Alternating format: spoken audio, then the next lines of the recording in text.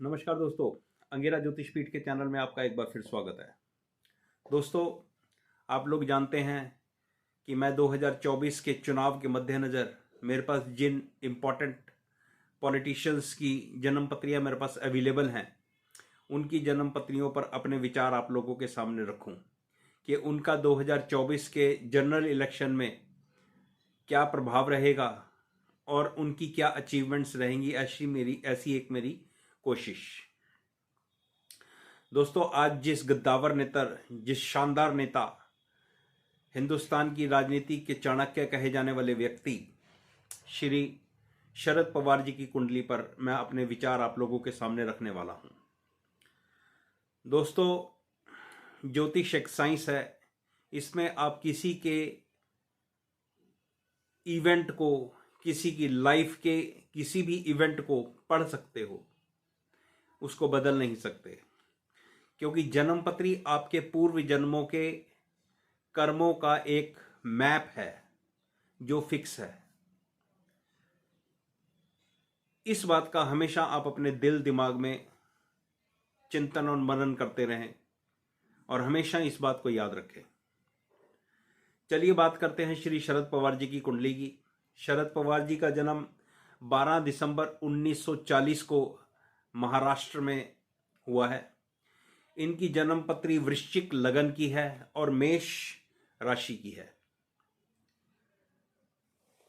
इस जन्म पत्री में जो बहुत ही इंपॉर्टेंट योग बना हुआ है, मैं उसके ऊपर सबसे पहले चर्चा करना चाहूंगा।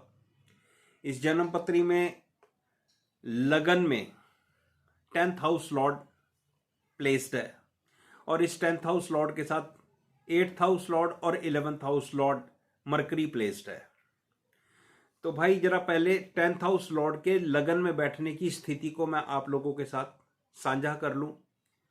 देखिए, जब भी 10th हाउस लॉर्ड आपके लगन में जाकर प्लेस्ड हो जाता है, अगर वो मित्र क्षेत्रीय है और अच्छी स्थिति में है, तो ये आपके जीवन में आपके कार्य की प्रगति को दिखाता है। 2, ये आपके जीवन में ये दिखाता है कि आप जब तक जिंदा रहोगे तब तक काम करते रहोगे, क्योंकि आपके लगन में 10th हाउस लॉर्ड पहुंच गया है। 10th हाउस आपका कार्य क्षेत्र है, आपका कर्म का स्थान है।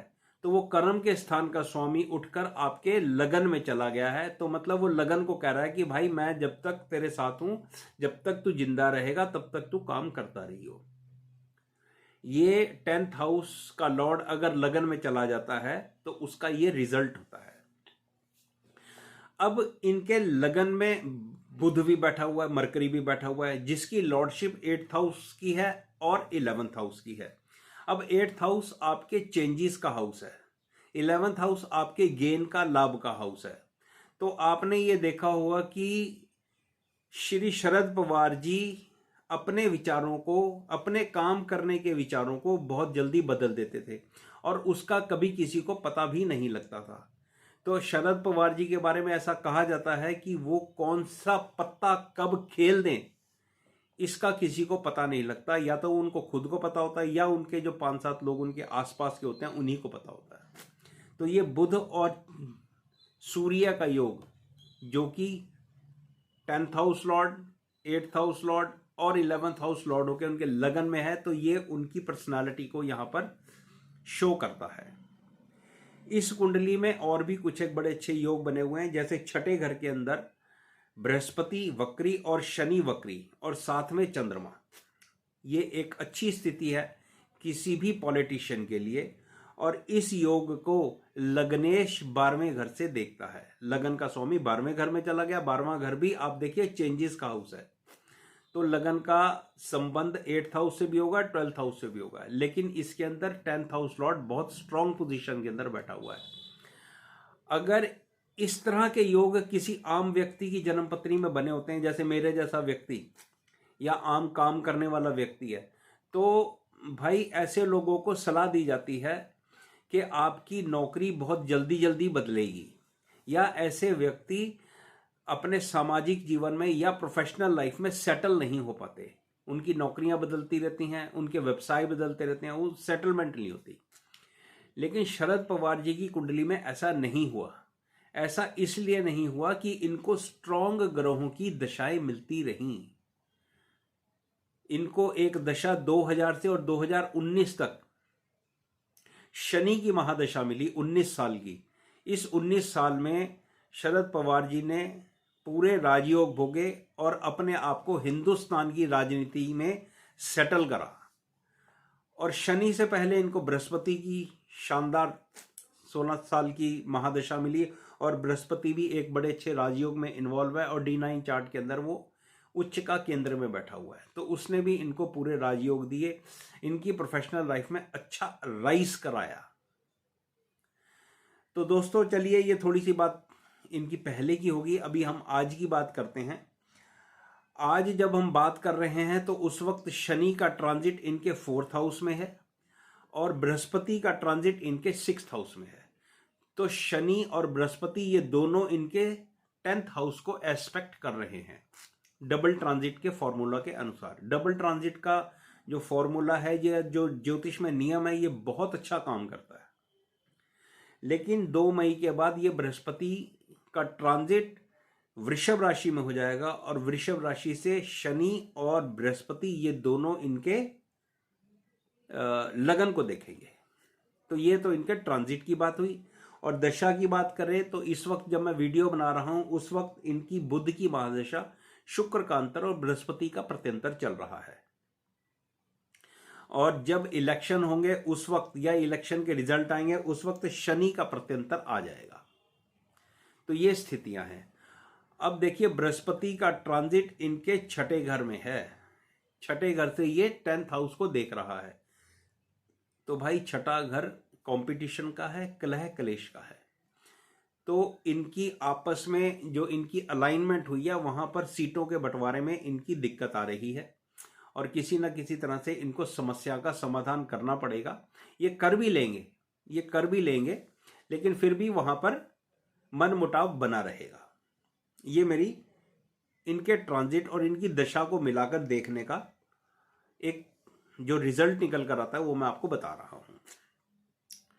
अब बात करते हैं कि क्या ये 2024 के इलेक्शन में कोई बड़ी अचीवमेंट कर पाएंगे। तो मेरे भाई, मेरा आंसर तो है नो। बहुत बड़ी अचीवमेंट नहीं कर पाएंगे, लेकिन हाँ, अचीवमेंट तो करेंगे, क्योंकि ये एक गद्दावर नेता है। महाराष्ट्र में इनकी अच्छी पैठ है, अच्छी पकड़ है। लेकिन जो बात इनकी पहले हुआ करती थी वो बात अब नहीं है। उसका मैं आपको कारण बता देता हूं। इस वक्त ये बुध की महादशा से गुजर रहे हैं। बुध की महादशा इनकी 2019 से चल रही है और बुध इनकी कुंडली के 8वें घर का स्वामी और 11वें घर का स्वामी है। पहले ये बुध शनि की महादशा के नीचे काम कर रहा था, अब ये बुध खुद महादशानाथ हो गया है। और एक बात और बताऊं आपको, ये बुध मृत्यु भाग का प्लेनेट है, तो इसने इनको स्ट्रगल देनी ही देनी है। आप शरद पवार जी की राजनीति को 2019 के बाद से जरा एनालाइज करें। कितने सारे अप डाउन, प्लस इनकी अपनी पार्टी में इनके विरुद्ध लोग खड़े हो गए। इनका अपना भतीजा इनकी पार्टी के एमएलए और एमपीस को लेकर एक साइड में हो गया, यानी कि स्प्लिट हो गया एनसीपी में। ये सब बुध के 8th हाउस, 11th हाउस और मृत्यु भाग में होने का रिजल्ट है। तो इनकी रेपुटेशन तो बनी रहेगी, लेकिन इनकी प्रोफेशनल राइस या प्रोफेशनल अचीवमेंट अब पहले जैसी नहीं रहेंगी।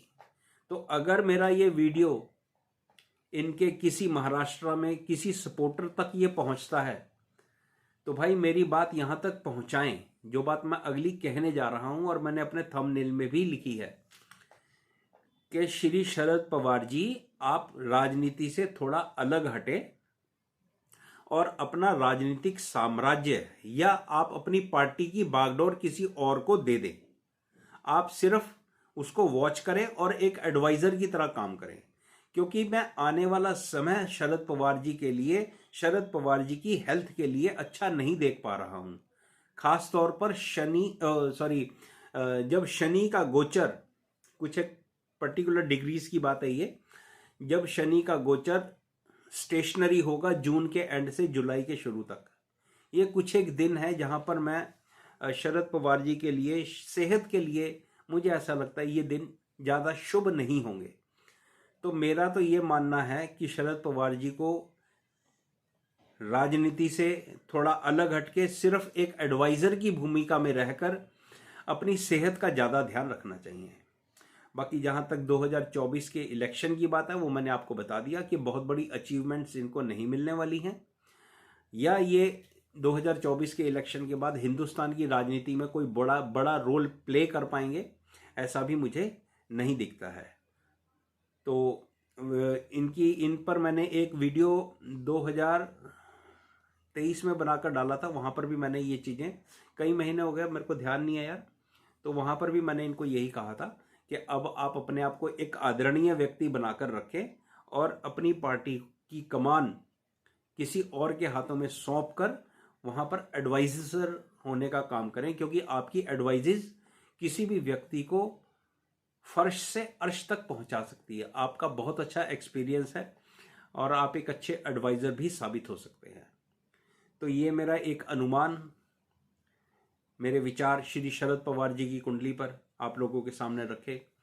आशा है जो लोग ज्योतिष सीख रहे हैं उनको मैंने 2-3 सूत्र बताए हैं, वो समझ आए होंगे और आप लोग आगे आने वाले समय में मेरी वीडियोस इसी तरह देखते रहेंगे।